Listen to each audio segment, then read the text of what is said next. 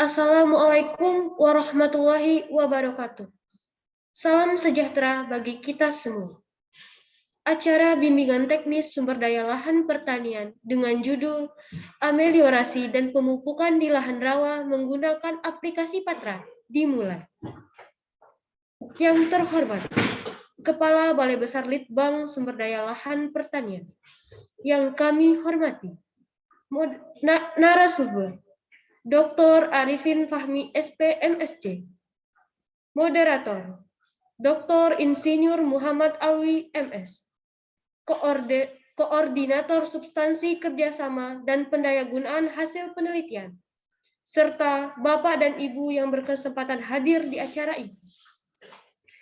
Dengan mengucapkan syukur Alhamdulillah, marilah kita panjatkan puji dan syukur kehadirat Allah Subhanahu wa Ta'ala yang telah melimpahkan nikmat dan karunia-Nya kepada kita bersama, sehingga kita dapat berkumpul dan dapat menghadiri acara BIMTEK online ini.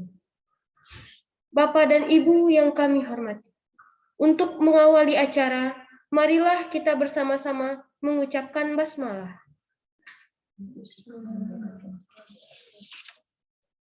Selanjutnya, perkenankan saya membacakan susunan acara pagi ini dengan susunan sebagai berikut. Arahan dari Kepala Balai Besar Litbang Sumber Daya Lahan Pertanian. Pembacaan riwayat hidup narasumber. Pemaparan materi. Diskusi, penutupan dan foto bersama.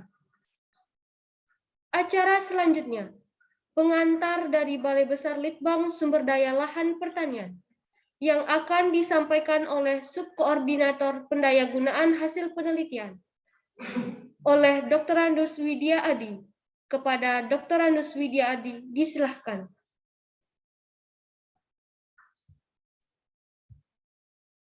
Baik, terima kasih. Bismillahirrahmanirrahim. Assalamualaikum warahmatullahi wabarakatuh. Alhamdulillah wa syukurillah, wassalatu wassalamu ala rasulillah, Sayyidina Muhammadin wa ala alihi wa sahbihi ajmain. Rabbi shrah li sadri wa yassir li amri wahlul 'uqdatam min lisani yafqahu qawli. Selamat pagi dan salam sejahtera bagi kita semua. Puji dan syukur marilah kita panjatkan kehadirat Allah Subhanahu wa Ta'ala yang atas perkenannya kita dapat berkumpul dalam keadaan sehat walafiat. Bapak dan Ibu yang kami hormati, kami menyampaikan terima kasih atas partisipasi Bapak Ibu dalam BIMTEK online seri yang ke-7 ini. Di sini ada sekitar 100 partisipan yang berasal dari lingkup Badan Litbang Pertanian. Selain itu juga kami lihat ada dari BPTP Yogyakarta, BPTP Bali, Universitas Lambung Mangkurat, Uniska Kalsel, Dinas Tanaman Pangan Purwakarta, DKPPP Barito Selatan, BPP Arut Selatan, dan dari BPN. Demikian Bapak dan Ibu, biasanya nanti partisipan akan bertambah lagi. Bapak dan Ibu, pada BIMTEK kali ini akan dipaparkan mengenai ameliorasi dan pemupukan di lahan rawa dengan narasumber Bapak Dr. Arifin Fahmi dan moderator Bapak Dr. Muhammad Alwi. Keduanya berasal dari Balitra, yaitu Balai Penelitian Pertanian Lahan Rawa yang merupakan salah satu UPT di bawah Balai Besar Litbang Sumber Daya Lahan Pertanian. Bapak dan Ibu, sudah banyak inovasi dan teknologi yang dihasilkan oleh Balitra terkait dengan pengelolaan lahan rawa, antara lain pupuk hayati, biotara, biosur, red eliminator, kemudian pengelolaan tata air lahan rawa, decision support system lahan rawa, dan yang terakhir yang akan dipaparkan nanti adalah Patra. Patra itu adalah kependekan dari pemupukan dan ameliorasi tanah rawa. Jadi PATRA ini secara garis besar merupakan aplikasi untuk menentukan seberapa banyak amelioran yang perlu diaplikasikan di suatu lahan rawa. Bapak dan Ibu, untuk menyingkat waktu, marilah kita sama-sama mencermati paparan yang akan disampaikan oleh Bapak Dr. Arifin Fahmi. Demikian Bapak dan Ibu, kurang lebihnya mohon maaf. Wabillahi taufik wal hidayah. Wassalamualaikum warahmatullahi wabarakatuh. Terima kasih kepada Dr. Andus Widya Adi. Acara selanjutnya, pembacaan riwayat hidup narasumber dan pemaparan materi yang akan dipandu oleh moderator kita, Dr. Insinyur Muhammad Alwi MS. Kepada Bapak, disilahkan.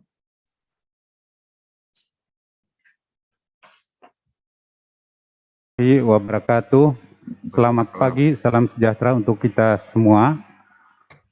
Bapak Ibu peserta BIMTEK online yang saya hormati, pada kesempatan ini saya akan mencoba memaparkan sedikit mengenai riwayat hidup narasumber kita, yaitu Bapak Dr. Arifin Fahmi SP MSc yang bertugas di Balai Penelitian Pertanian Lahan Rawa, dengan status beliau sebagai peneliti, yaitu peneliti ahli media dalam bidang kesuburan tanah.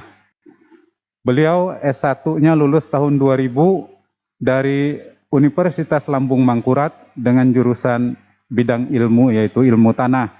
Kemudian pada tahun 2008 melanjutkan studinya ke Universitas Gadjah Mada juga dalam bidang ilmu tanah. Kemudian menyelesaikan gelar doktornya pada tahun 2012 di Universitas Gadjah Mada dengan bidang keahlian ilmu tanah juga. Jadi beliau memang dari S1 sampai dengan S3-nya ahli dalam bidang ilmu tanah. Dalam kesempatan ini beliau akan menyampaikan makalah yang berjudul Ameliorasi dan Pemupukan pada Tanaman Padi di Lahan Rawa menggunakan PATRA. Untuk menyingkat waktu, saya kira kita persilahkan kepada Bapak Dr. Arifin Fahmi untuk menyampaikan, memaparkan makalahnya. Terima kasih. Bismillahirrahmanirrahim. Assalamualaikum warahmatullahi wabarakatuh. Terima kasih Pak Dr. Muhammad Alwi atas kesempatan yang diberikan kepada saya. Baiklah, saya mungkin akan langsung saja ya menyampaikan bagian BIMTEK hari ini dengan judul Ameliorasi dan Pemupukan Padi di Lahan Rawa menggunakan PATRA. Seperti tadi yang disebutkan oleh Pak Dr. Andes Widyadi, PATRA itu adalah kependekan atau singkatan dari pemupukan dan amelioran tanaman di lahan rawa. Nah, sebelum kita memahami ataupun mengisi bagaimana sebenarnya PATRA ya, saya ingin jelaskan bahwa PATRA itu sebuah aplikasi yang dibangun dari tahun 2012 ya sampai dengan tahun yang lalu untuk membantu nantinya semua pihak atau stakeholder dalam menentukan kebutuhan pupuk yang untuk utamanya ya di tanaman padi, untuk sampai saat ini masih tanaman padi di lahan rawa. Nah, untuk lebih menyamakan persepsi, mungkin saya akan sedikit dulu membawa ke kita semua pada penjelasan bagaimana apa sebenarnya lahan rawa. Jadi mungkin dari kita semua sudah banyak tahu apa yang lahan rawa. Saya akan mengambil salah satu dari literatur. Artinya lahan rawa disebutkan melalui PP nomor 73 tahun 2013 tentang rawa adalah wadah air beserta air dan daya air yang terkandung di dalamnya. Tergenang secara terus-menerus atau musiman, dia terbentuk secara alami di lahan yang relatif datar atau cekung dengan endapan mineral atau gambut dan ditumbuhi vegetasi yang merupakan suatu ekosistem.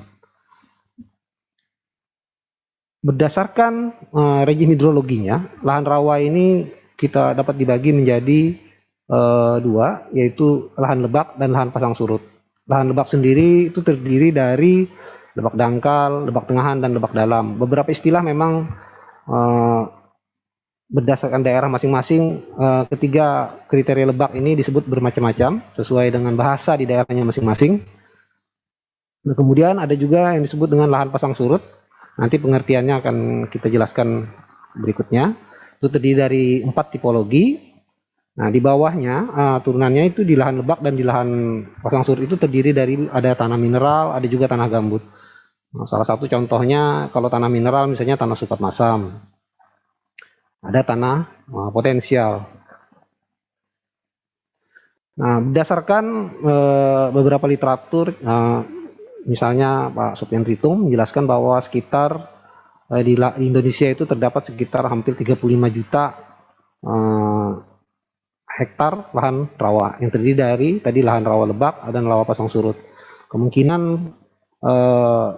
luasan ini bisa berkurang atau bisa bertambah, sangat dinamis, sangat tergantung pada penggunaan lahan di suatu wilayah. Misalnya pada beberapa daerah adanya pengerukan sungai-sungai, maka akan cenderung mengakibatkan penurunan muka air tanah yang tadinya mungkin dia masuk dalam kriteria lahan lebak, bisa saja nanti berubah menjadi bagian dari sawah tada hujan karena memang adanya penurunan muka air tanah di lahan tersebut. Nah, saya ingin membawa kita tadi menjelaskan apa itu yang dimaksud dengan lahan rawa pasang surut dan lahan rawa lebak berdasarkan saya ingin mengambil satu literatur ya, menurut Keputusan Menteri Pekerjaan Umum tahun 93 bahwa lahan rawa itu dibedakan menjadi lahan rawa pasang surut atau rawa pantai dan rawa non pasang surut atau pedalaman atau juga lebak. Nah, artinya pengertiannya disebutkan bahwa lahan rawa pasang surut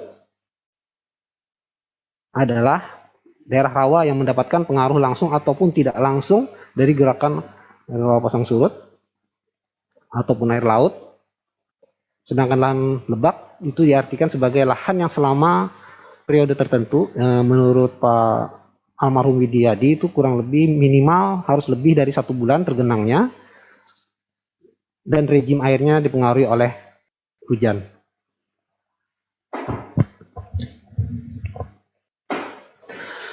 Nah, saya ingin sedikit menjelaskan tentang pengertian lahan rawa pasang surut yang terbagi atas 4 tipologi luapan lahan. Jadi seperti kita ketahui di lahan pasang surut itu biasanya terjadi dua jenis pasang, yaitu pasang besar dan pasang kecil. Kapan suatu lahan itu masuk dalam kriteria tipologi A adalah apabila lahan tersebut pada saat pasang kecil dia terluapi. Nah, sedangkan tipologi B atau tipe luapan B itu permukaan lahannya pada saat pasang kecil tidak terluapi. Apalagi tipe luapan C dan D itu sangat jauh ya. Nah, pada saat pasang besar, lahan tipe luapan A itu juga terluapi. Sedangkan tipe luapan B itu terluapi hanya pada saat pasang besar. Tipe luapan C apabila tinggi muka air tanahnya itu tidak lebih dari 50 cm dan apabila tinggi muka air tanah dari permukaan tanah pada saat pasang besar itu ataupun tidak itu lebih dari 50 cm maka dia termasuk dalam tipe luapan D. Perlu diketahui bahwa pasang besar itu terjadi biasanya pada saat purnama, sedangkan pasang kecil itu terjadi biasanya harian. Assalamualaikum. Nah, ini adalah pembagian lahan lebak berdasarkan tinggi genangan dan lama genangannya. Jadi menurut Pak Subagio tahun 2006 beliau menuliskan bahwa lama genangan apabila suatu lahan lebak itu termasuk dalam kriteria lahan lebak dalam apabila dia tergenang lebih dari 6 bulan dengan kedalaman genangan lebih dari 100 cm. Sedangkan lahan lebak tengahan apabila lama genangannya berkisar antara 3 sampai 6 bulan dan tinggi genangannya berkisar 50 sampai 100 cm. Dan yang terakhir adalah lebak dangkal apabila lama genangannya kurang dari 3 bulan dan tinggi genangannya kurang dari 50 cm. Di dalam bukunya juga Pak Subagio secara jelas itu menggambarkan lebih detail lagi tentang bagaimana kombinasi dari antara lama genangan dan tinggi genangan tersebut. Nah, seperti yang saya sebutkan di atas bahwa salah satu jenis tanah yang terdapat di lahan rawa adalah tanah supat masam. Kenapa saya membawa diskusi ini ke sana ya? Karena kita mungkin akan lebih fokus pada lahan-lahan yang relatif lebih bermasalah ya, karena memang kalau lahan-lahan yang relatif subur mungkin tidak akan banyak dikaji dan tidak akan banyak diteliti lebih dalam, sehingga kita akan fokus pada salah satu tanah-tanah yang bermasalah di lahan rawa, yaitu tanah supat masam. Sifatnya seperti kita ketahui bahwa tanah supat masam ini dikenal tanah yang seperti namanya, dia mempunyai pH 3 sampai 4,5 lah, begitu ya kalau boleh disebutkan. Dia juga mempunyai atau memiliki konsentrasi Fe yang bisa terlarut, yang bisa konsentrasinya mencapai 5.000 ppm. Mungkin bisa dilihat dari gambar bahwa ini salah satu contoh kondisi tanaman yang mengalami keracunan besi. Nah, akibat dari rendahnya pH dan tingginya larutan besi, maka biasanya unsur hara juga menjadi rendah.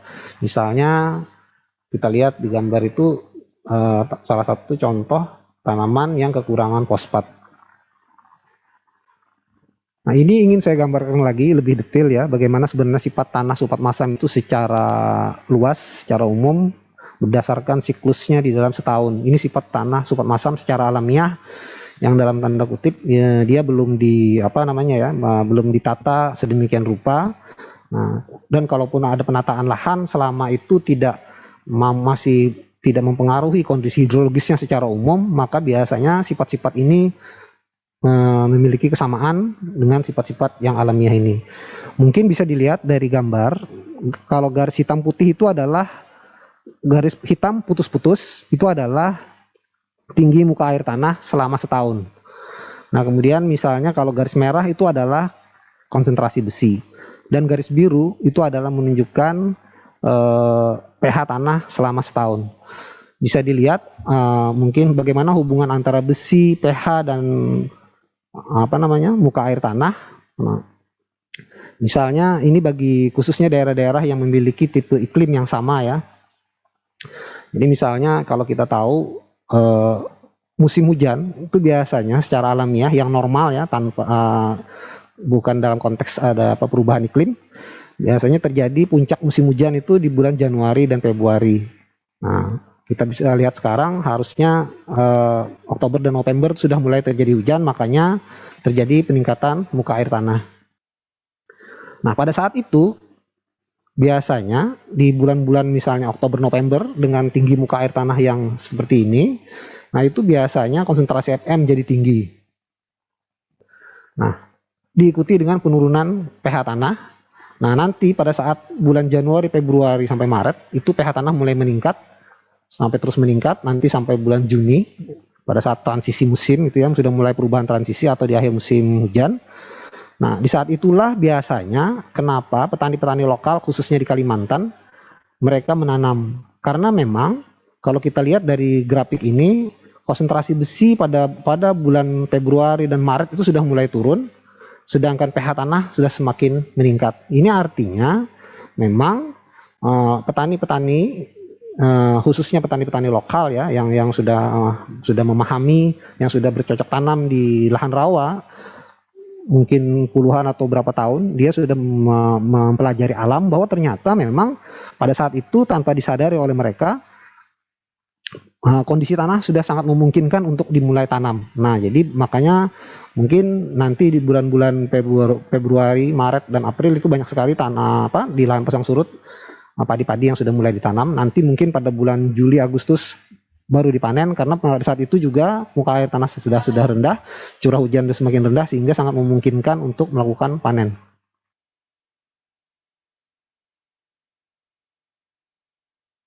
Nah, saya ingin membawa sedikit lagi ya, mengembalikan tadi dari ke atas, artinya dengan kesuburan tanah yang rendah, karena pH tanah yang masam, karena kandungan hara yang rendah sampai sangat rendah, itu mengakibatkan rata-rata produksi padi di lahan pasang surut, khususnya di tanah-tanah subur masam, itu hanya berkisar 2,6 sampai 4 ton.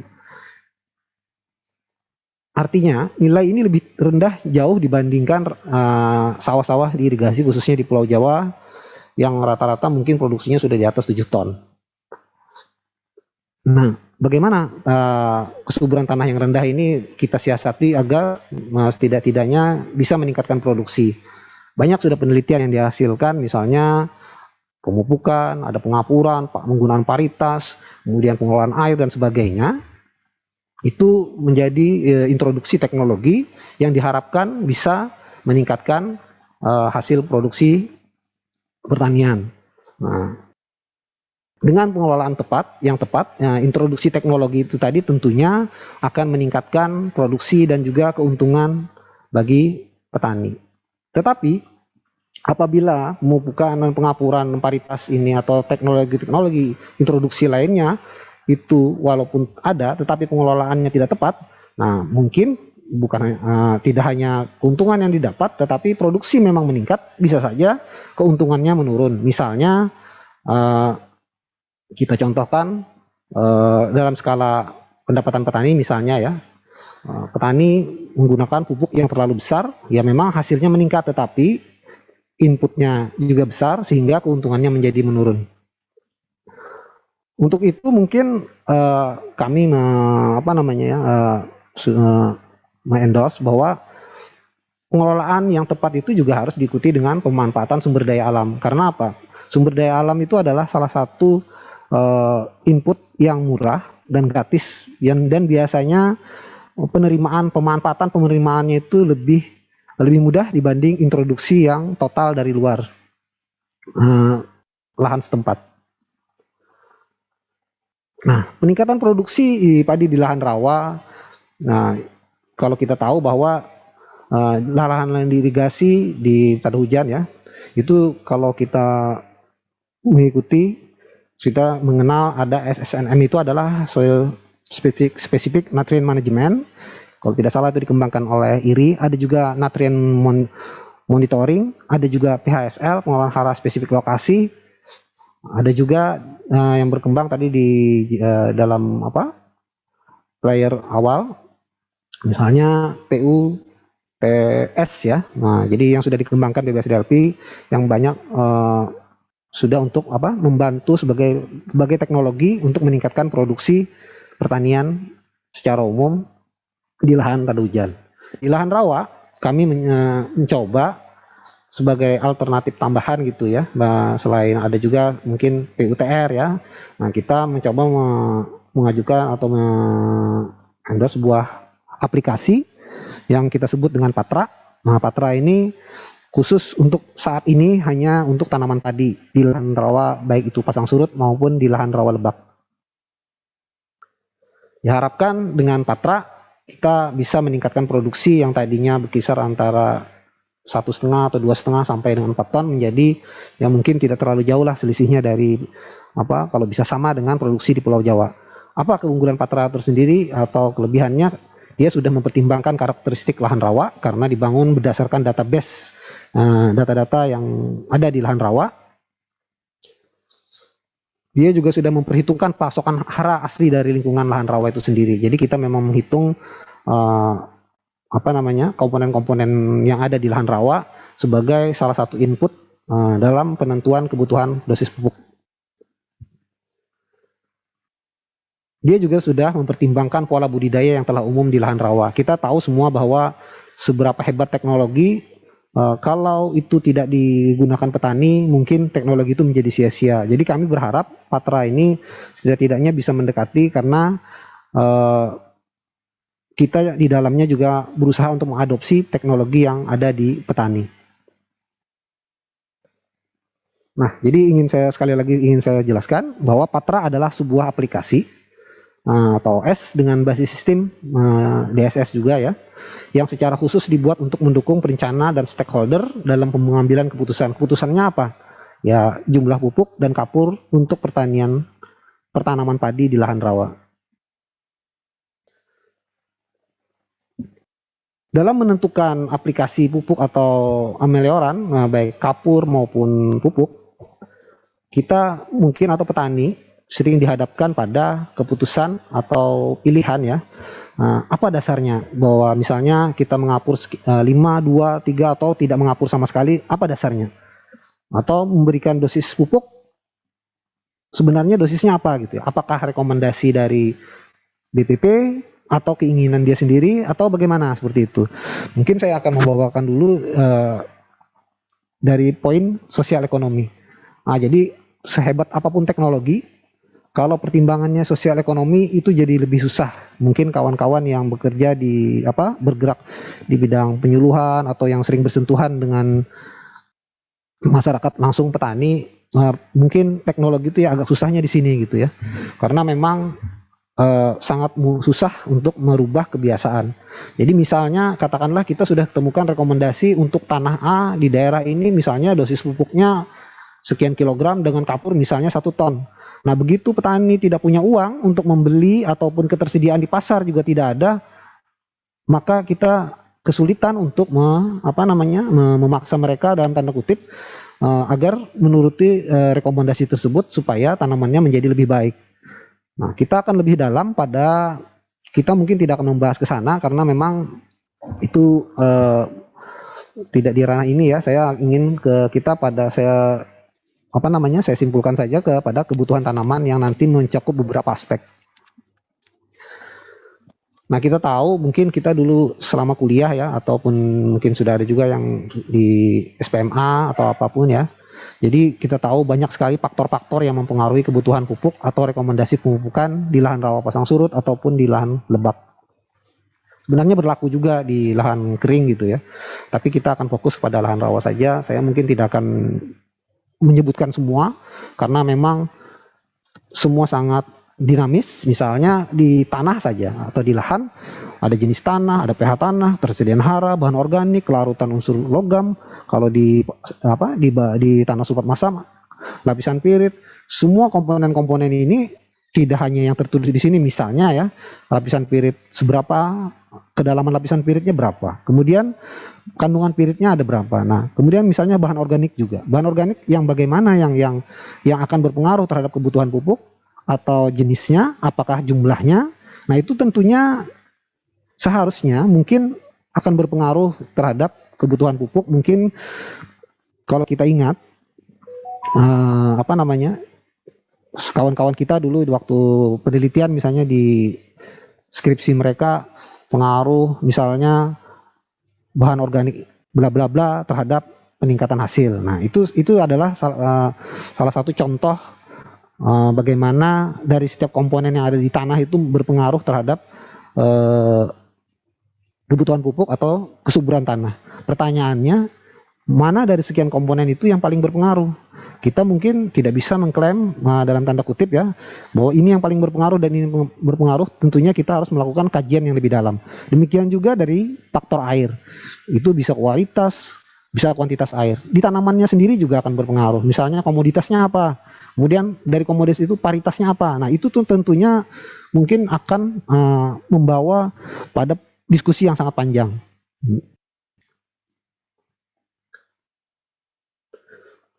Berdasarkan banyaknya faktor yang tadi saya sebutkan, tentunya dalam membuat sebuah model atau yang tercermin dalam aplikasi, kami harus bisa men-screening ya, kalau boleh dibilang begitu, sebenarnya faktor apa saja yang kita anggap paling berperanan. Kita tidak menampilkan dari faktor yang banyak itu semua pasti punya peranan, tapi apakah semua faktor itu harus dipertimbangkan di dalam sebuah aplikasi?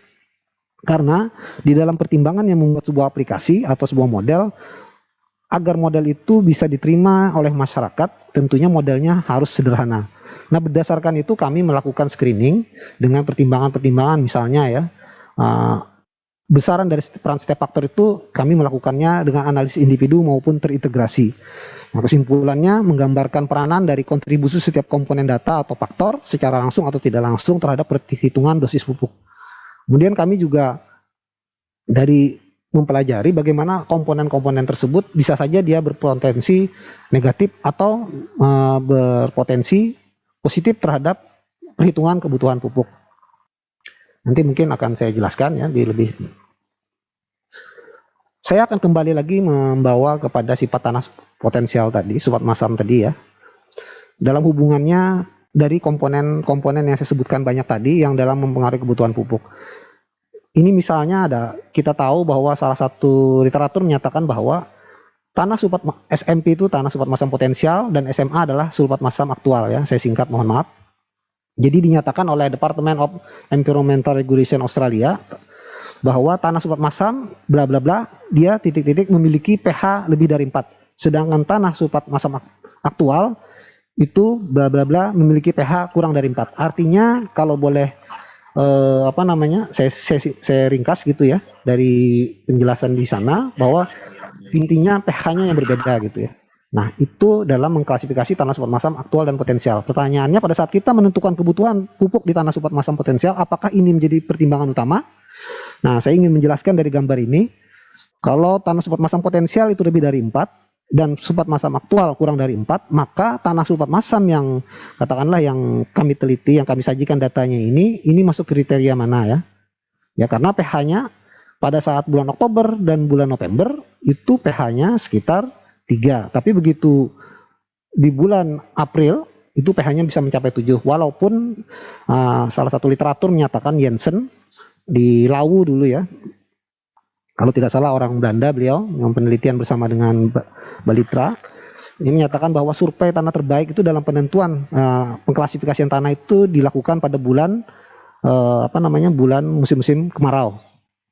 Nah, tapi berdasarkan kondisi seperti itu, tentunya pada saat kita ingin menanam, apa yang akan kita yang kita jadikan dasar, apakah ini jenis tanah atau apa gitu ya. Jadi ini menjadi salah satu gambar yang saya tunjukkan sebuah gambaran bahwa jenis tanah itu tidak menentukan dosis pupuk.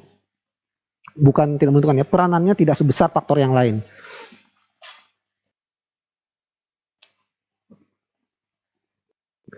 Nah, ini adalah contoh lagi bagaimana kami men-screening ya. Jadi ini adalah grafik yang menunjukkan bagaimana hubungan ketersediaan hara dengan produksi. Jadi pada gambar yang paling kiri itu adalah bagaimana P yang ditambahkan itu sampai dengan 800 kg P pada pengujiannya. Kami ingin melihat di manakah sebenarnya dosis yang pas gitu ya. Nah, jadi kalau berdasarkan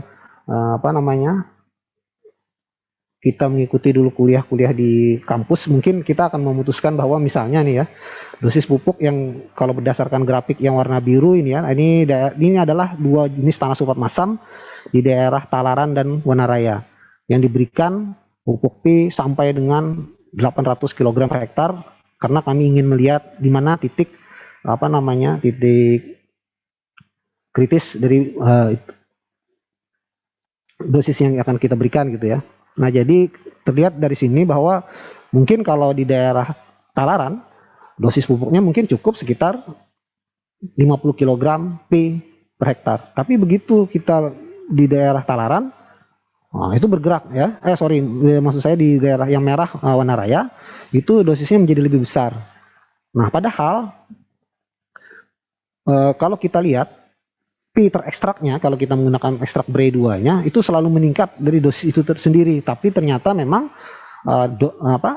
ketersediaan, kalau boleh kita bilang ini ketersediaan atau yang terekstrak di tanah itu tidak harus selalu menunjukkan peningkatan produksi. Ini tadi yang saya sebutkan peningkatan input yang terlalu besar belum tentu meningkatkan hasil, sebagaimana mungkin kalau kita pernah ingat ada hukum yang disebut dengan hukum the law of diminishing return. Nah, kemudian juga berdasarkan P terekstrak tadi, serapannya seperti apa? Ya, dia masih linear yang agak datar juga gitu ya. Tapi intinya adalah pada produksi ini konsentrasi P di tanah itu tidak selalu menggambarkan memberikan hasil yang berbanding lurus dengan input yang diberikan. Nah, untuk itu maka kita memerlukan analisis yang lebih komprehensif bagaimana sebenarnya sifat tanah ini bisa dijadikan dasar dalam menentukan kebutuhan pupuk.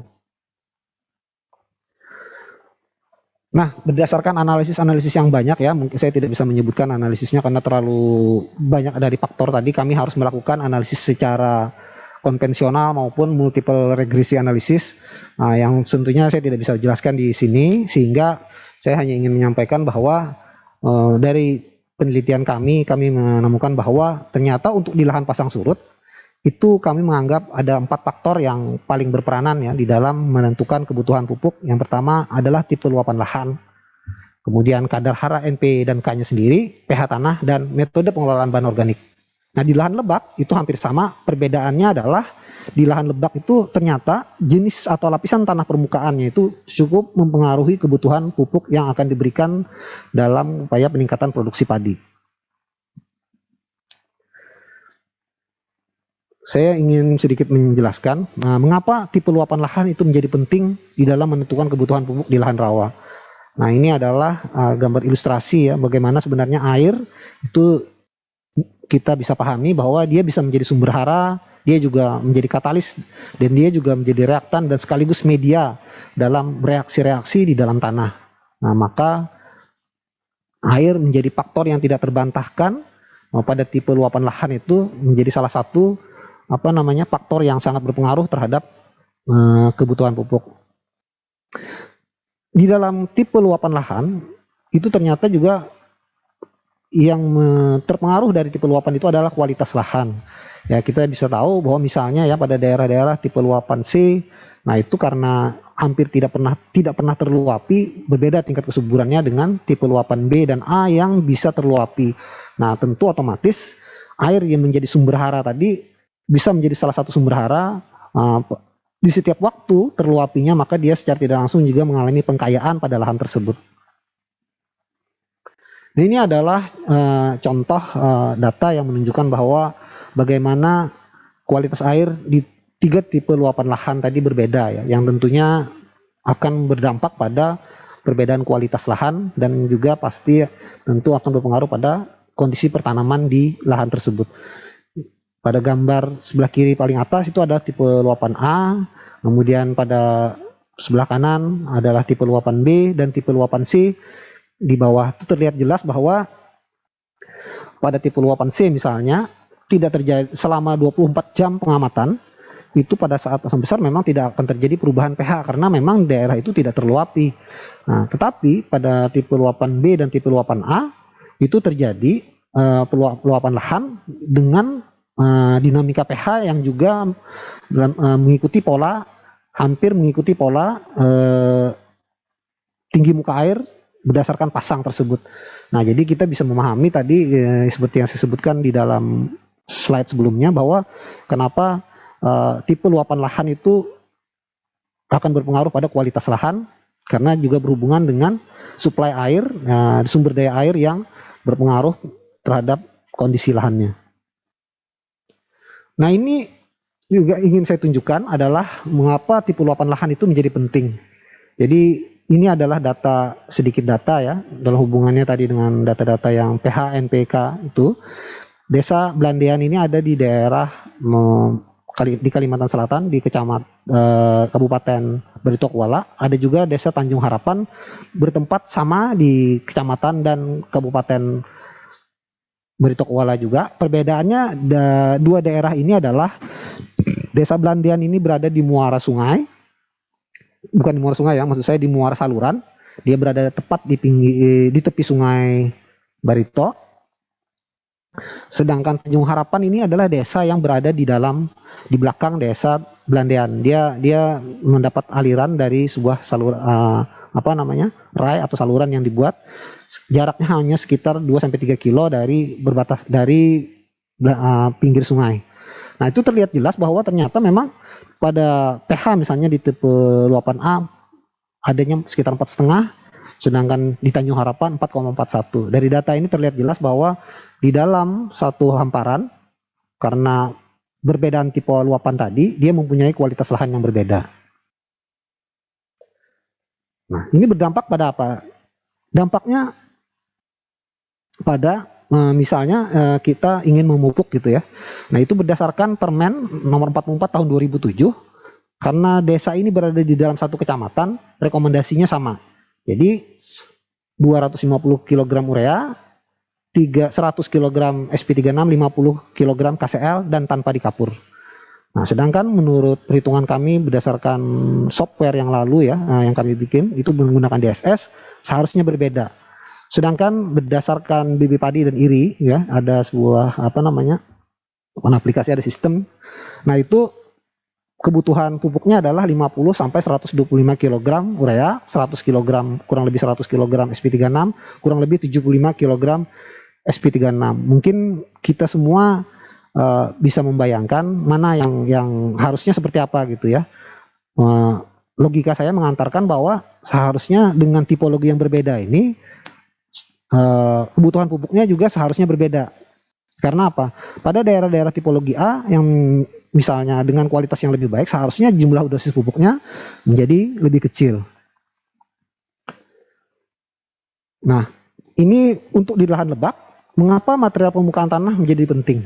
Ini saya tunjukkan datanya bahwa ini adalah data pH tanah ya. Jadi kami mengamatinya selama 12 minggu. Nah, ternyata tanah-tanah di lahan lebak yang permukaan tanahnya ditutupi oleh lapisan gambut, nah itu dia memang mengalami peningkatan, tetapi pH-nya awalnya memang lebih rendah dan peningkatannya pun tidak setinggi tanah-tanah mineral. Kemudian juga kandungan nitrogennya juga demikian. Nah, ternyata memang begitu tanah itu bergambut, lapisan permukaannya mengandung lapisan gambut, dia begitu kita berikan pupuk, responnya berbeda dengan tanah-tanah mineral. Nah, kualitas airnya juga demikian. Jadi apabila air yang berasal atau yang berada di lahan gambut itu pH-nya lebih masam, sedangkan air yang berasal dari lahan-lahan tanah mineral itu memiliki pH yang lebih tinggi. Nah, inilah yang menyebabkan kenapa kami menjadikan faktor tipe lapisan permukaan di lahan lebak itu menjadi salah satu penentu di dalam kebutuhan pupuk untuk tanaman padi. Nah, seperti yang saya sebutkan di atas, bahan organik memiliki peranan penting dalam menentukan kebutuhan pupuk di lahan rawa pasang surut maupun di lahan lebak. Jadi kita tahu bahwa ketersediaannya memang melimpah ya. Saat ini beberapa waktu yang lalu jerami ini jadi masalah karena kemarin sebagian petani ada yang membakarnya gitu ya. Kemudian ada yang diangkut juga. Nah, ini bisa saja menjadi masalah lingkungan ya. Jadi kita kenal ada 3 sebenarnya yang umum di masyarakat, misalnya jerami itu diangkut. Nah, kemudian jerami ada juga yang dibakar, tetapi ada juga yang dikembalikan ke lahan oleh petani. Semua ada metode tertentu metode-metodenya oleh mereka dan konsekuensinya juga ada ya. Misalnya yang dibakar, ternyata jerami yang dibakar itu 100% kandungan nitrogen di dalam jeraminya hilang, 25% dan 20% kalium itu juga hilang. Nah, artinya kalau kita membakar jerami itu secara tidak langsung kita membuang sumber daya alam. Nah, di lahan-lahan petani lokal biasanya mereka sekarang tidak lagi membakar dan cenderung lebih untuk memanfaatkannya. Apakah itu kalau di lahan-lahan pasang surut, misalnya di petani-petani lokal, mereka mengembalikannya langsung ke lahan. Tetapi ada juga yang sudah mengenal teknologi, mereka memanfaatkan dekomposer terhadap jerami itu sehingga jeraminya bisa dimanfaatkan lebih cepat dibanding dikomposkan secara alamiah di lahan. Nah, saya ingin sedikit menjelaskan, mungkin banyak yang sudah tahu bahwa tadi saya sebutkan jerami padi itu mengandung sekitar 0,26% fosfat, 1,2% nitrogen, dan 2,53% kalium. Nah, selain itu kita juga mengenal di lahan petani ada gulma-gulma yang khususnya di pasang surut ya, yang berpotensi menjadi sumber hara juga. Artinya kalau memang gulma-gulma itu bisa dimanfaatkan menjadi sumber hara sekaligus untuk menjaga kesehatan tanaman karena menjadi persaingan nanti untuk unsur hara dengan tanaman padi, maka sebaiknya juga dimanfaatkan sebagai sumber hara. Nah, pemberian jerami ternyata juga berdasarkan beberapa penelitian yang kami lakukan, yang mohon maaf saya tidak bisa tunjukkan datanya, itu bisa mencegah kehilangan hara akibat proses pelindian ataupun pencucian. Dia juga menurunkan kelarutan logam-logam racun dan potensi pencemaran lingkungan. Selain itu, jerami juga meningkatkan kondisi reduktif tanah sehingga mengurangi potensi oksidasi pirit. Ini adalah gambar yang menunjukkan bahwa pemanfaatan jerami itu berdasarkan jumlahnya ternyata masih mampu meningkatkan hasil gabah kering panen tanaman padi. Nah, ini adalah data yang menunjukkan bahwa bahan organik apabila diberikan kepada tanah dalam kondisi anaerob itu ternyata meningkatkan aktivitas bakteri heterotrof sehingga menurunkan kadar oksigen. Ujung-ujungnya dia menjadikan tanah menjadi lebih reduktif. Artinya apa? Artinya begitu jerami itu dikembalikan, maka kita secara tidak langsung menjaga tanah menjadi lebih reduktif. Nanti akan saya jelaskan kenapa jadi keuntungannya menjaga kondisi tanah yang lebih reduktif, khususnya di tanah sumpat masam. Nah, tanah-tanah yang lebih reduktif karena mendapatkan tambahan bahan organik, baik itu yang khususnya ya, yang sisa panen sebelumnya atau di sekitar lahan, itu memiliki pH tanah yang lebih tinggi. Jadi, tetapi yang perlu kita ingat bahwa pemberian bahan organik ini harus memperhatikan banyak hal, misalnya kualitas dan kuantitas bahan organiknya seperti apa. Apakah bahan organik tanah yang masih mentah, bahan organik atau jerami tadi yang masih mentah itu sama dengan jerami yang sudah dikomposkan. Kemudian seandainya tanah tersebut memiliki kadar pirit yang tinggi atau rendah ataupun dekat dengan lapisan permukaan, itu konsekuensinya seperti apa ya. Kemudian sifat-sifat tanah lainnya, misalnya pH tanah awalnya seperti apa, kemudian kondisi hidrologis lahan tentu juga akan berpengaruh terhadap aplikasi bahan organik. Nah, ini adalah data-data yang menunjukkan bagaimana kualitas bahan organik itu berpengaruh terhadap kondisi tanah, yang tentunya nanti juga akan berpengaruh terhadap ketersediaan hara dan logam-logam yang bersifat meracun di tanah. Misalnya tanah-tanah dengan kandungan C per N yang lebih tinggi, misalnya jerami yang masih mentah ya, nah itu ternyata juga tidak bagus juga langsung diberikan. Makanya mungkin tadi sudah disajikan ya di depan di awal-awal bahwa Balai Tanah sangat banyak sudah menghasilkan produk-produk teknologi yang membantu penguraian bahan-bahan organik sehingga dekomposisinya menjadi lebih cepat, proses dekomposisinya. Nah, ini tentunya juga akan memberikan dampak positif apabila diberikan ke tanah. Nah, ternyata juga memang kita lihat jerami kalau dibandingkan yang diberikan hanya misalnya asam-asam organik sederhana seperti glukosa misalnya, itu juga tidak akan berpengaruh. Artinya ada komposisi atau sifat-sifat bahan organik tertentu yang harus kita perhatikan pada saat kita aplikasi bahan organik ke tanah. Ini adalah salah satu data yang ingin saya tunjukkan bahwa pemberian bahan organik tertentu dengan kondisi tertentu itu pada tanah sulfat masam aktual dan sulfat masam potensial, PAS itu adalah potensial asid sulfat soil dan AS itu adalah aktual asid sulfat soil. Nah, itu reaksinya ternyata berbeda. Nah, inilah yang saya ingin sampaikan tadi bahwa pemberian atau aplikasi bahan organik itu harus memperhatikan sifat tanahnya. Karena pemberian bahan organik pada tanah sulfat masam aktual dalam kondisi tertentu tadi itu ternyata tidak meningkatkan pH tanah sulfat masam aktual, misalnya salah satunya karena memang kandungan besinya yang berbeda. Nah, bagaimana kalau kandungan piritnya juga berbeda dan metodologi aplikasinya seperti apa gitu ya. Nah, ini adalah salah satu contoh penelitian dari peneliti di Cina. Dia menunjukkan bahwa ternyata pada tanah-tanah dengan kadar pirit yang lebih tinggi itu pemberian bahan organik OMM ini adalah pemberian bahan organik yang dicampur ya, di mix dengan tanah mungkin ya, diaduk lah bahasa kita mungkin ya. Nah, sedangkan yang OML ini adalah yang dihamparkan. Jadi dia berbentuk layer, dihamparkan. Nah, ternyata aplikasi bahan organik metodenya itu juga berpengaruh berbeda terhadap pH tanah. Tanah yang diberikan bahan organik yang dicampur dengan bahan organiknya dicampur atau diaduk ke tanah itu ternyata mampu menyebabkan pH tanah yang lebih stabil dan mengalami peningkatan daripada pH tanah awalnya. Nah, ini adalah salah satu contoh saja ya, ilustrasi dari pada saat kami melakukan screening dari banyak faktor tadi terhadap untuk menentukan dosis kebutuhan pupuk kalium. Nah, jadi terlihat jelas di sini bahwa kami mencantumkan bagaimana tipe luapan lahan dan pengelolaan bahan organik itu akan sangat berpengaruh terhadap dosis pupuk yang diberikan. Memang angka-angka di sini adalah konstanta ya, berdasarkan perhitungan-perhitungan yang kami lakukan di awal-awal di screening tadi. Jadi pada intinya adalah setiap faktor di sini setiap misalnya metode aplikasi atau pengelolaan jeraminya itu akan berpengaruh terhadap dosis pupuk. Kemudian bagaimana lahan usaha tani kita berada di tipe luapan A, B, atau C itu juga akan berpengaruh terhadap kebutuhan pupuk. Jadi ini adalah dalam tanda kutip ya contoh tadi bagaimana kami menentukan kebutuhan pupuk KCL yang kami bentuk dalam sebuah model sederhana yang nanti dituangkan ke dalam sebuah aplikasi berdasarkan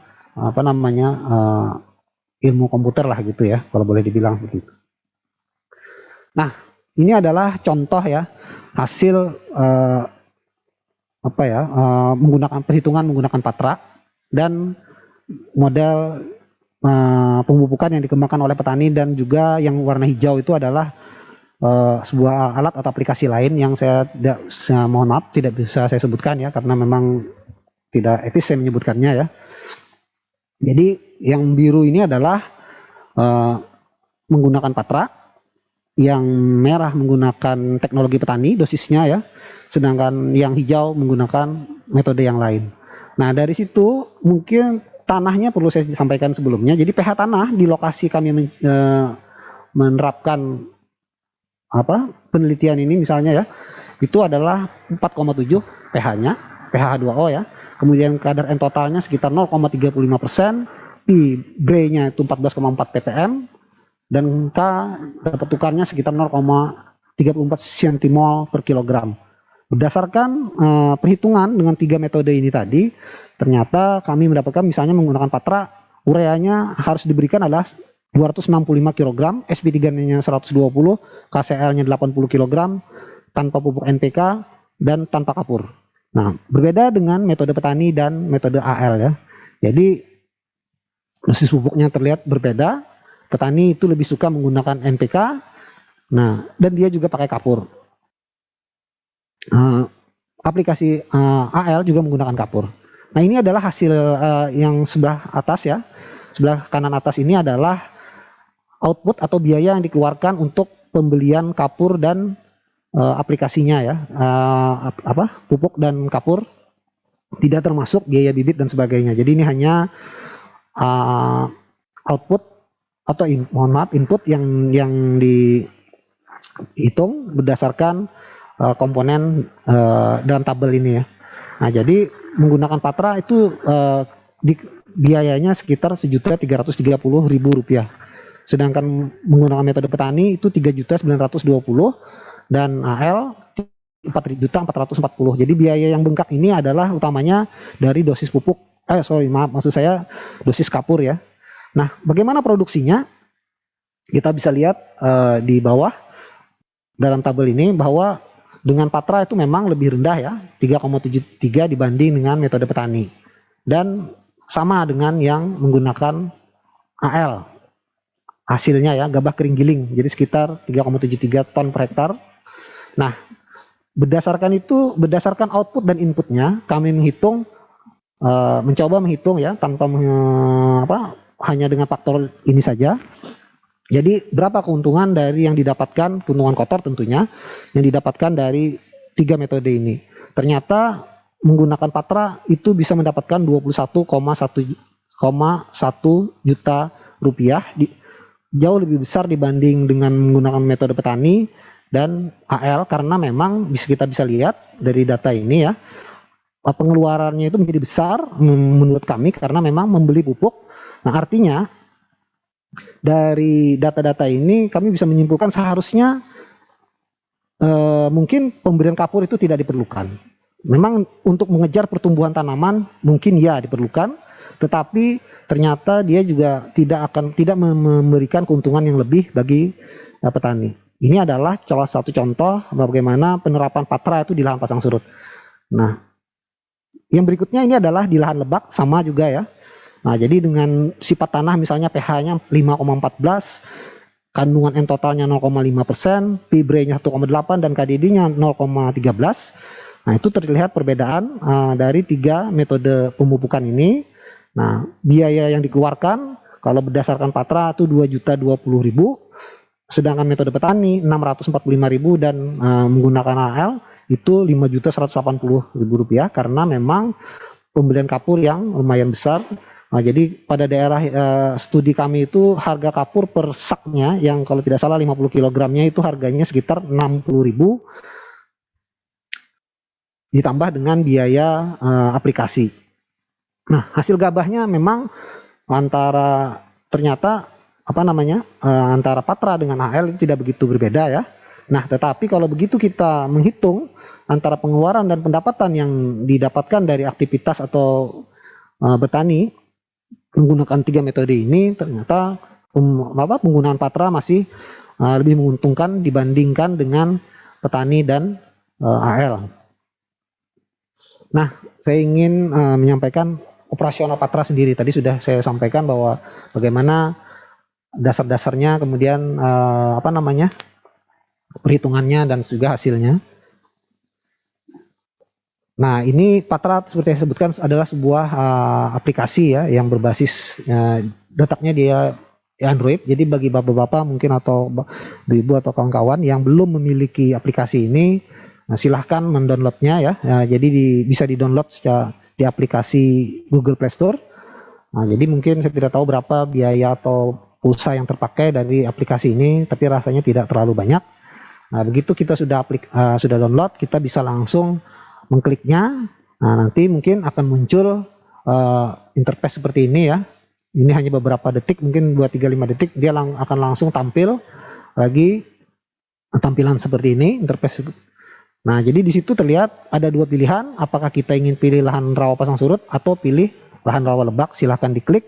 Kalau lahan sawah kita misalnya ada di lahan pasang surut, diklik lahan pasang surut. Begitu kita klik lahan pasang surut, nanti akan muncul halaman dialog.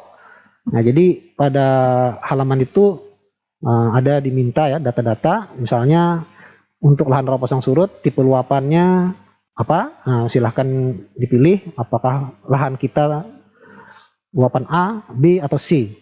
Nah, itu kami hanya 3 ya, karena memang umumnya lahan yang ditanami padi sementara ini hanya 3 luapan lahan.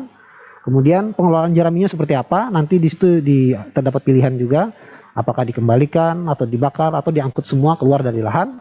Kemudian diperlukan juga data kandungan N, kandungan P, K, dan pH tanah. Setelah data-data itu semua terisi, silahkan diklik pada bagian bawahnya hitung pupuk. Nah, nanti akan keluar langsung ya, mungkin tidak sampai 1-2 detik ya kalau jaringannya lancar. Akan langsung keluar berapa sebenarnya pupuk urea yang diperlukan, kemudian pupuk SP36 yang diperlukan, kemudian pupuk KCL yang diperlukan. Nah, di dalam halaman ini juga dilengkapi dengan bagaimana cara aplikasinya. Nah, sekali lagi cara aplikasi ini sangat tergantung pada kebiasaan petani. Bisa saja tidak mengikuti anjuran kami di sini. Cara aplikasinya sangat tergantung pada kebiasaan petani. Kalau memang menurut mereka, misalnya mereka cukup sekali memberikannya misalnya, karena kami menyarankannya rata-rata 2 kali gitu ya. Nah, itu sangat dipersilahkan kepada pemakai untuk memilihnya. Nah, selain itu juga kami menyediakan dosis pupuk dalam bentuk pupuk majemuk, karena kita tahu bahwa sekarang untuk mencari pupuk tunggal itu agak susah di pasaran. Jadi kami juga menyediakan perhitungan antara pupuk tunggal yang bisa dikombinasikan juga dengan pupuk majemuk. Nah, juga disertai dengan cara aplikasinya. Nah, kira-kira begitu yang bisa saya sampaikan. Mohon maaf jika tidak bisa memenuhi ekspektasi ya. Kira-kira demikian Pak Alwi. Terima kasih. Assalamualaikum warahmatullahi wabarakatuh. Waalaikumsalam warahmatullahi wabarakatuh.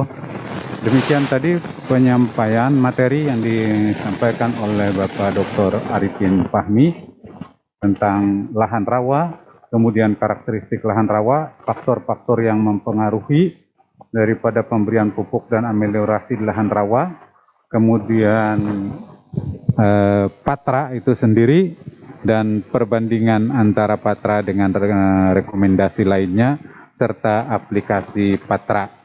Nah, saya kira kita masuk ke tahap berikutnya, yaitu diskusi. Jadi kita punya banyak waktu sebetulnya untuk berdiskusi.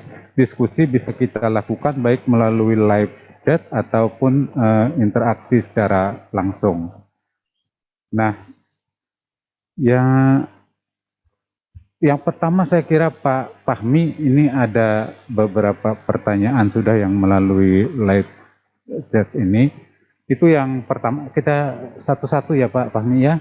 Yang pertama itu untuk kolom pH dan kandungan N, P, dan K-nya itu diisinya bagaimana ya Pak? Apakah kita melakukan pengujian dulu dengan POTR?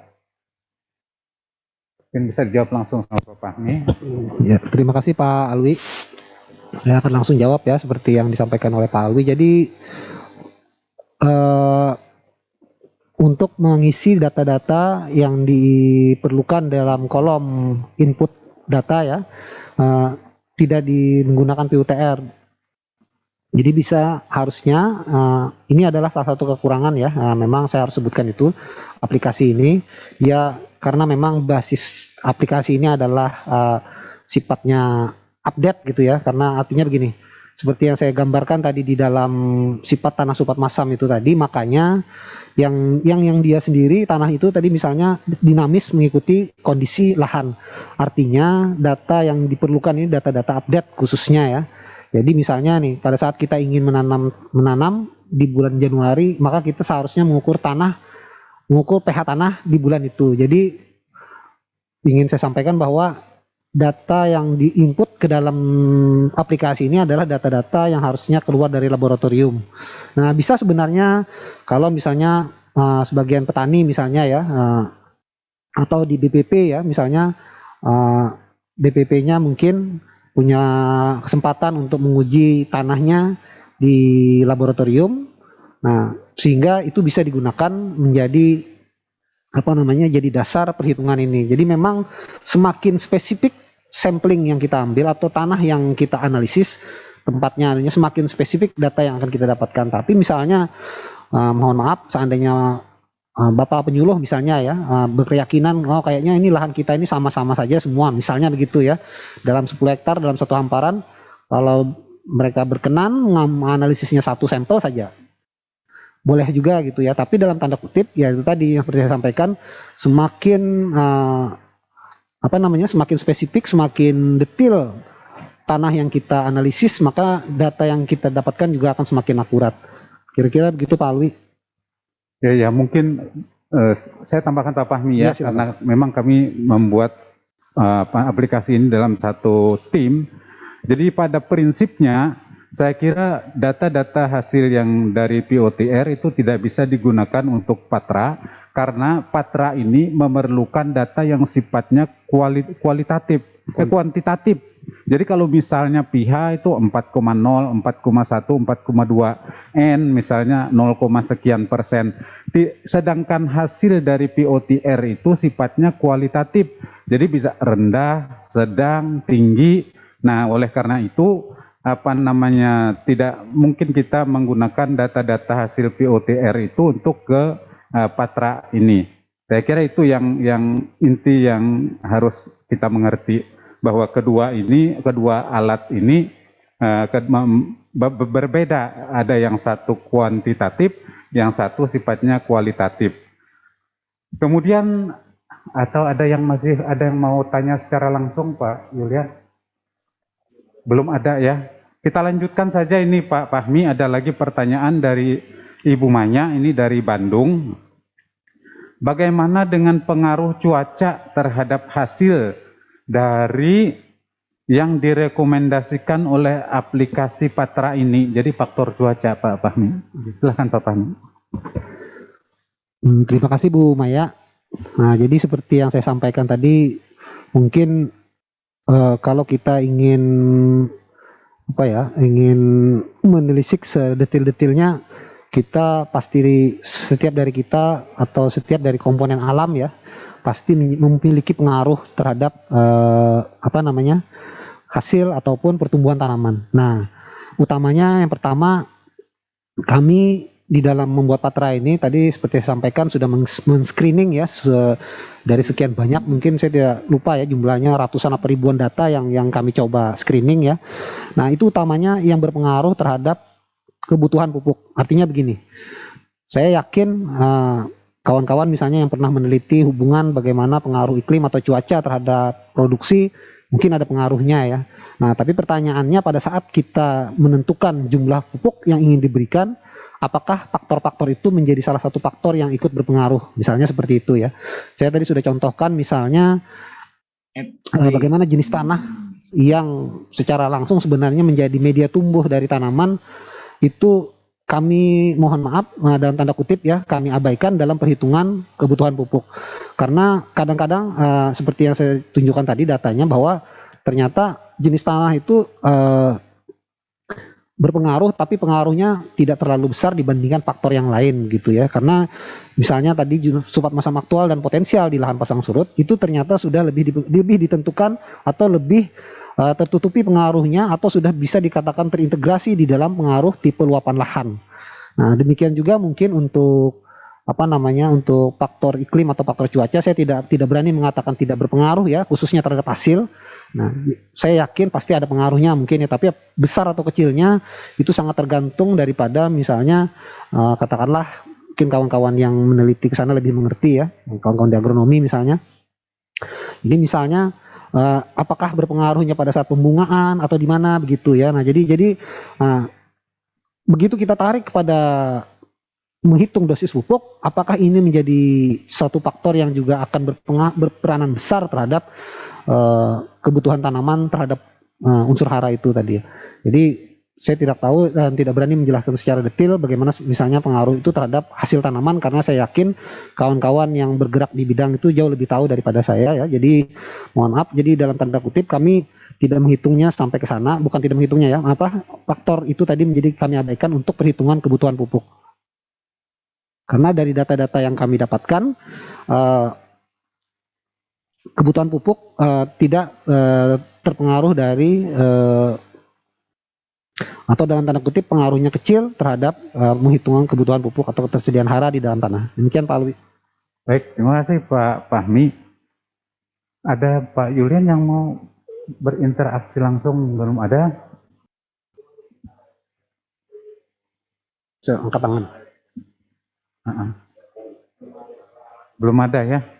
Sekarang yang berikutnya ini Pak Fahmi, kita teruskan di sini dulu yang dari chatting ini. Ada dari Pak Didit Setiawan itu. Itu menanyakan apakah aplikasi Patra di Android itu sangat efektif buat para petani. Silakan Pak Fahmi.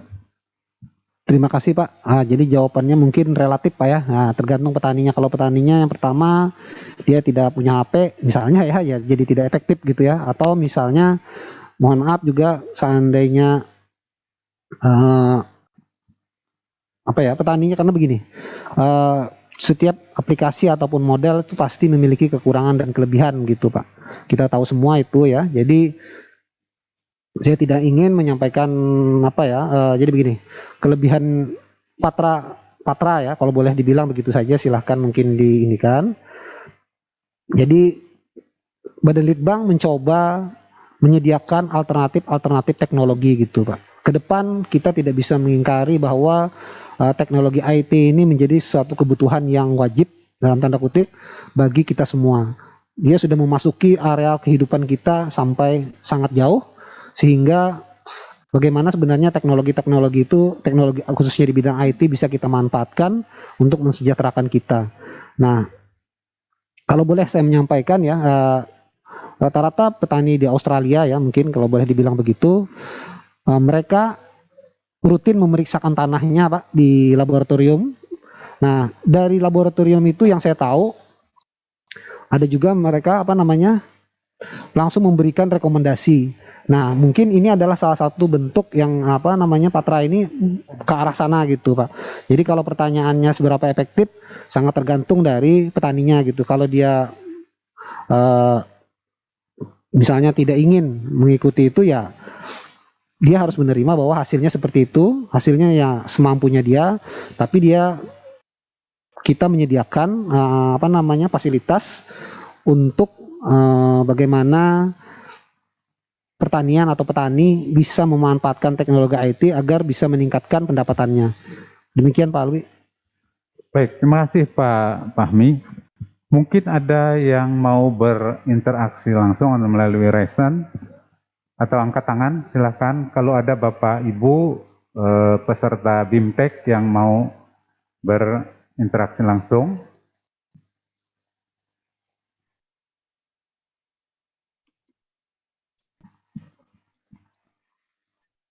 Silakan Bu.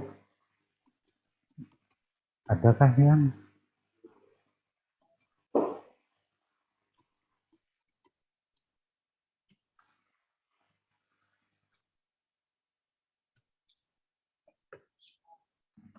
Jadi saya menjelaskan aja Pak Alwi dulu. Jadi itu tadi cuma 3 penanya yang ada ini. Jadi kalau tadi faktor cuaca saya kira memang berpengaruh Pak Fahmi, tapi pengaruhnya di lahan rawa khususnya saya kira memang masih relatif kecil. Boleh nggak nanya nih? Ada Yan? Silakan Pak, silakan Pak. Silakan Pak. Makasih. Assalamualaikum. Oh, Prof. Nur ya, silakan Prof. Menarik sekali apa yang disampaikan Pak Dr. Arifin Fahmi tadi. Ini agak lengkap sekali dasar-dasar dari penyusunan patra ini ya. Ada tadi yang ditampilkan, saya melihat pH 4,7 di tanah sulfat masam dengan metode, ada 3 metode tadi yang disajikan. Bisa nggak ditayangkan itunya layarnya di 4,7. ada yang tadi gambar ada 3 metode tadi itu, coba Oh ini. supaya jelas tuh, bisa Ya, nggak yang ada gambar grafik, ada model AL, ada model WhatsApp, ada model satunya. Nah ini Iya, ya Pak. benar. Nah, itu kan pH-nya 4,7 Pak Dr. Fahmi ya. Nah yang jadi pertanyaan saya ya, artinya kalau dari tampilan ini ya, itu kan tidak diperlukan kapur ya, karena pH-nya di atas 4,5 ya untuk patra ya. Iya Pak. Ya kan? Iya Pak. Ya, tidak diperlukan kapur kalau 4,7 ya. Nah, timbul pertanyaan saya begini, kita kan berpatokan dengan pH ini untuk kapur ya. Iya. Artinya berani nggak kita kalau pH-nya 4,7, kadang-kadang kan di petani itu kadang-kadang mintanya dikapur gitu, tanpa melihat pH yang betul-betul berapa yang terukur. Jadi kalau misalnya 4,5 baru kita kapur ya gitu ya. Kalau 4,5 gimana? Kalau 4,5 pH-nya. Kalau 4,7 kan di sini nggak dikapur nih. Iya Pak. Ada nggak data yang menyatakan kalau pH-nya 4,5 atau di bawah 4,5? Karena tadi kan kita sepakat ya bahwa asam sulfat soil itu pH-nya itu ada yang di atas 4,5, di bawah 4,5. Kalau di bawah 4,5 tadi itu masuk aktual ya. Wow. Iya. Nah, jadi kalau aktual aja yang perlu dikapur kayaknya ya. Yang potensial nih 4,7 ini kan potensial nih kalau dilihat dari di atas 4,5 ya. Iya Pak. Gimana Pak? Ya, makasih. Terima kasih Pak Prof. Nur ya. Jadi begini Pak. Jadi betul Pak. Jadi di dalam model yang kami kembangkan itu ya Pak ya. Jadi kami memang membatasi membuat standar bahwa misalnya tadi Pak Prof. Nur menyarankan misalnya 4,5 ya. Ya, jadi memang seperti itu kurang lebihnya ya. Jadi misalnya nih di dalam ini begitu dia pH-nya 4,5 itu dia tidak perlu kapur. Nah, tapi pembuatan model itu sendiri karena begini, mungkin kalau saya boleh bawa ke sini lagi ya, Pak ya, ke gambar yang ini tadi. Nah, di sini, Pak.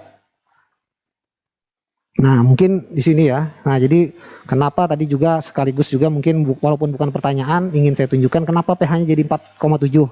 Nah, begitu kan? Kira-kira begitu ya, Pak ya. Jadi pada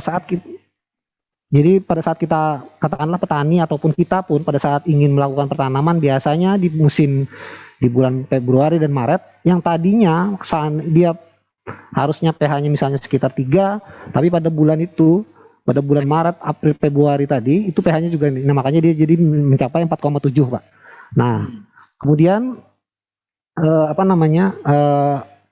kenapa juga akhirnya kita menentukan Patra ini akhirnya harusnya yang saya bilang tadi update, Pak. Nah, karena di dalam Patra itu sendiri kita di dalam perhitungannya, Pak, di dalam membangun model Patra di dalam perhitungan kebutuhan pupuk yang ada di dalam model Patra itu sendiri, makanya tadi yang saya sampaikan bahwa kelebihan Patra itu sudah memperhitungkan kondisi lahan rawa secara spesifik. Nah, jadi begitu kita memasukkan misalnya ya Pak ya bahan 4,7 itu di musim tanam itu sudah kita bisa prediksi bahwa memang dengan model itu nanti pH-nya akan seperti apa gitu, Pak. Nah, jadi makanya kita berani menyetok misalnya tadi kalau udah 4,7 itu nggak perlu dikapur gitu, Pak. Nah, berbeda dengan tadi yang Pak Prof Nur sebutkan bahwa memang kalau petani itu berdasarkan kebiasaannya dia gitu ya. Pokoknya dia katakanlah misalnya 10 tahun yang lalu dia memberikan kapur di lahan setiap dia ingin bertanam, padahal pada 10 tahun yang lalu itu mungkin lahannya belum jadi. Dengan 10 tahun sekarang seharusnya sudah berbeda. Nah, itu menjadi kebiasaan mereka memberikan seolah-olah mereka tidak pede atau tidak begitu tidak mengapur, rasa percaya dirinya atau optimismenya jadi menurun. Nah, inilah yang sisi inilah yang diambil oleh Patra bahwa sifat tanah awal itu begitu penting gitu. Artinya karena memang Patra dibangun berdasarkan sifat lahan rawa itu sendiri sehingga dalam tanda kutip di dalam model ini dia sudah bisa memprediksi sebenarnya kemana begitu. Jadi misalnya nih kalau kita katakanlah kita bertanam di bulan Oktober, nah itu ternyata pH-nya misalnya sekitar 3. Nah artinya kalau tadi kita patok misalnya 4,7 dia tidak memerlukan pupuk, maka dengan 3 bisa saja muncul, Pak, mungkin kalau pengalaman kita Pak ya 2 tahun yang lalu pada saat kita melaksanakan Hari Pangan Sedunia, saya ingat sekali itu ya HPS di Jijangkit, setahu saya waktu itu yang diperlukan sekitar 4 ton, Mbak. Ya. Karena kalau tidak salah pH-nya sekitar 4,2 atau 4 atau berapa ya saya lupa juga. Nah, ternyata memang dalam penerapannya teknologi di dalam penerapannya lahan itu faktanya juga dilakukan pengapuran pada air. Padahal pada saat itu kan kita ingat diberikan hanya 2 ton. Nah, tapi ternyata pada lahan air masuk atau irigasinya kita juga memberikan kapur. Ya mungkin kalau dihitung di total juga harusnya jadi 4 ton juga begitu, Pak. Nah, jadi kita sudah di dalam model ini kita sudah menghitung itu, Pak Prof. Jadi makanya hasil yang kita dapatkan juga tidak berbeda sebenarnya dengan petani. Makanya kalau boleh dibilang dari hasil ini tadi ya, dari hasil produksi yang dicapai ya memang tidak berbeda. Ya. Nah, tidak terlalu jauh berbeda, tapi kita bisa memberikan keuntungan yang lebih karena artinya kapur itu tidak perlu diberikan pada kondisi tersebut. Demikian Pak Prof. Terima kasih. Baik. Lagi nih.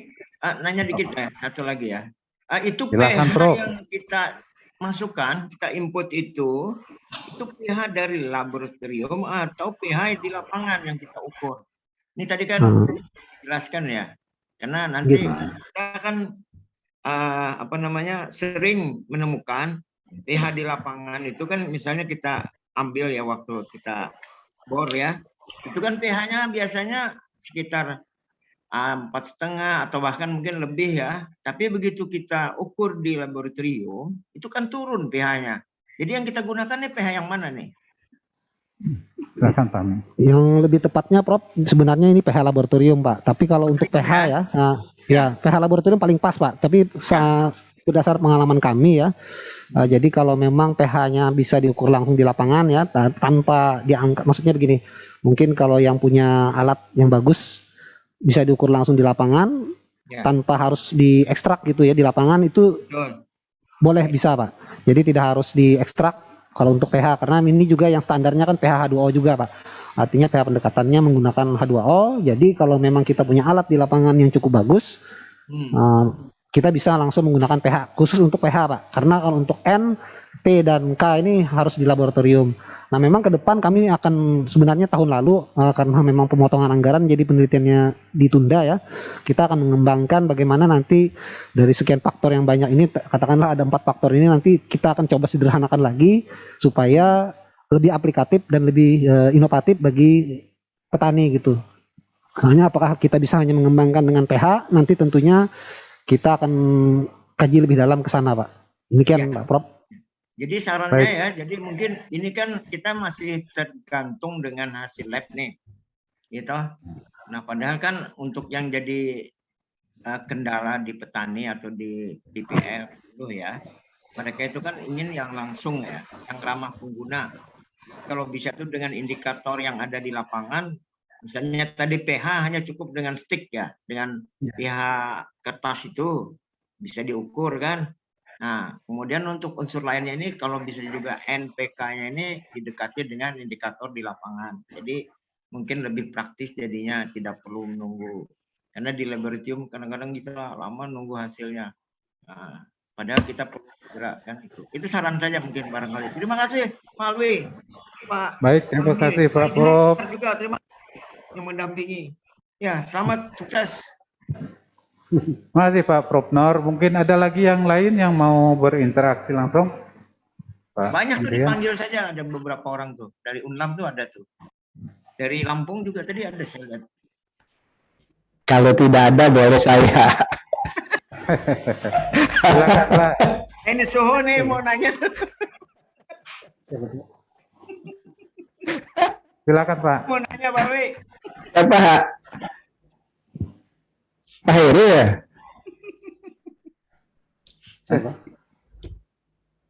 Silakan Pak. Pak Heri kan? Oke. Ya, terima kasih nih atas waktu yang diberikan kepada saya. Jadi apa yang dikatakan Prof Nur itu memang benar ya. Kita kan tadi butuh teknologi aplikatif yang ramah pengguna. Kalau kita menggunakan hasil analisis laboratorium, kita bisa bayangkan bagaimana di tingkat lapangan. Petani kita itu tidak tahu teknik sampling tanah. Begitu teknik sampling tanah keliru, hasilnya pun keliru. Satu. Yang kedua, dia harus cari-cari di mana sih laboratorium berada gitu. Dia harus nyari gitu, dia harus ke kota, nyari-nyari, tanya-tanya. Yang ketiga, dia perlu biaya. Ngangkut sampel tanah kita ke kota, kemudian biaya analisis laboratorium. Yang ketiga, dia harus menunggu berbulan-bulan. Karena tanah kita tanah yang basah. Keburu buat petani bisa berjuta-juta dia habis. Tidak untung lagi jadinya. Lalu baik dia naik pupuk gitu. Nah ini mungkin jadi bahan pertimbangan apa yang dikatakan Prof Nur itu. Kita modifikasi ke arah yang lebih aplikatif di tingkat petani. Kalau untuk penelitian betul aja gitu. Oh, ini untuk penelitian perlu ini berapa sih takarannya? Ya oke, itu betul aja. Tapi kalau sudah di tingkat petani, harus yang aplikatif, ramah pengguna, dan ekonomis. Nah itu yang perlu dimodifikasi daripada aplikasi ini. Nah itu saran saya, makasih. Baik, terima kasih Pak Hairil atas sarannya. Saya kira kita memang sudah selalu berpikir ke arah sana Pak. Jadi bagaimana caranya supaya bersifat ramah pengguna begitu, termasuk petani saya kira. Mungkin ada tanggapan dari Pak Fahmi. Terima kasih ya, sekaligus Pak Hairil dan Pak M. Nur tadi ya, memang begitu Pak. Sebenarnya ya tahun-tahun lalu itu kalau seandainya tidak pandemi mungkin kita sudah dapat ini Pak tahun ini anunya apa datanya, dan juga mungkin modelnya sudah berubah.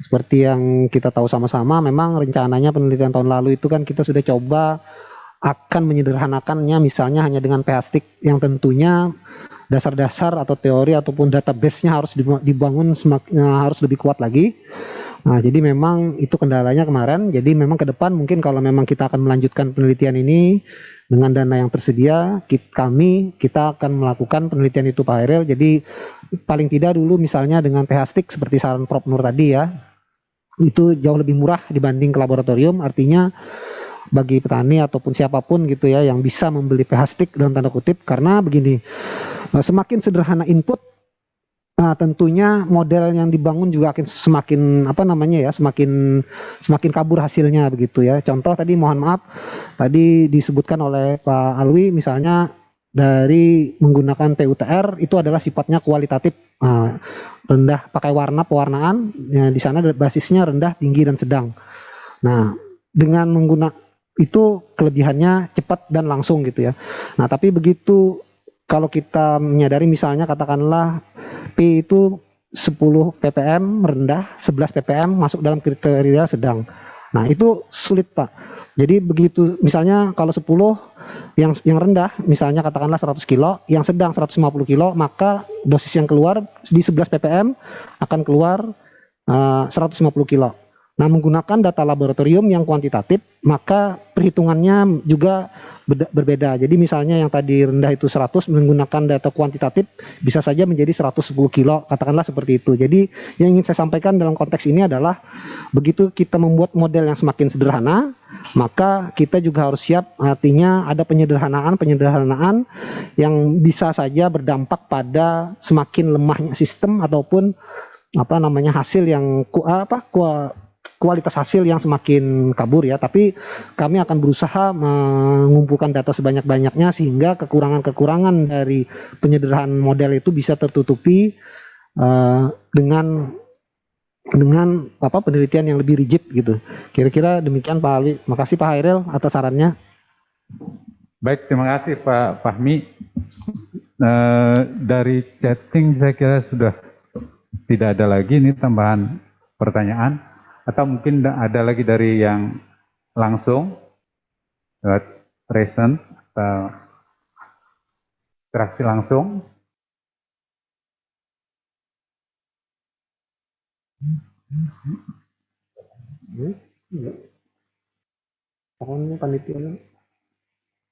Nah,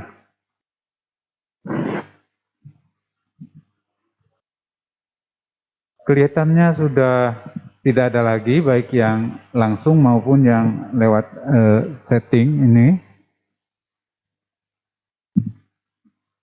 Jadi kalau tidak ada, saya kira kita cukupkan sampai di sini.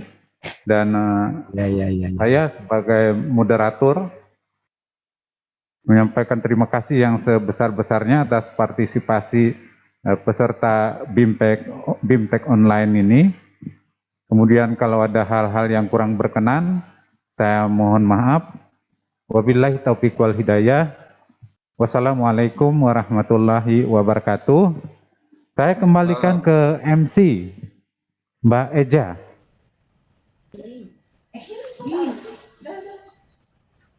Terima kasih kepada Bapak Dr. Arifin Fahmi SP, MSc, dan Bapak Dr. Insinyur Muhammad Alwi MS atas materi dan diskusi yang sangat bermanfaat.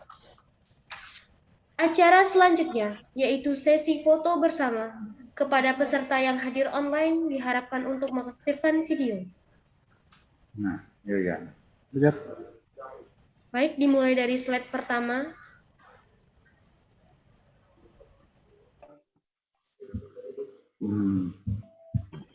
Slide kedua.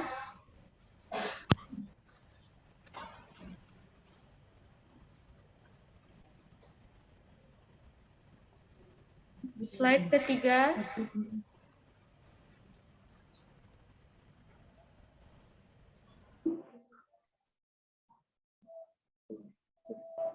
Slide keempat.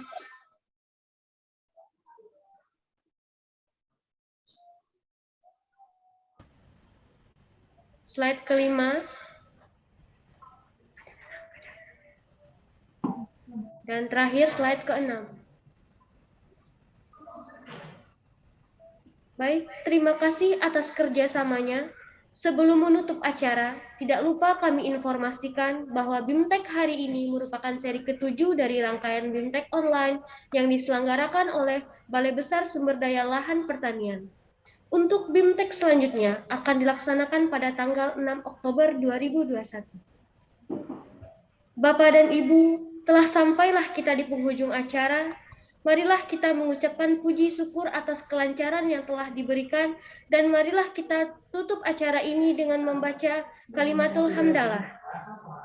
Alhamdulillahirabbil alamin. Kami ucapkan terima kasih atas partisipasi Bapak Ibu semua dan kami mohon maaf atas segala kekurangan. Akhir kata, wabillahi taufiq wal hidayah. Wassalamualaikum warahmatullahi wabarakatuh. Waalaikumsalam warahmatullahi wabarakatuh. Pak Busra, Prof. saya lihat dari Jambi ada masuk tadi. Ada nih. Itu di Sehat, samping ya? Bapak nih satu lagi nih. Pak Kairil.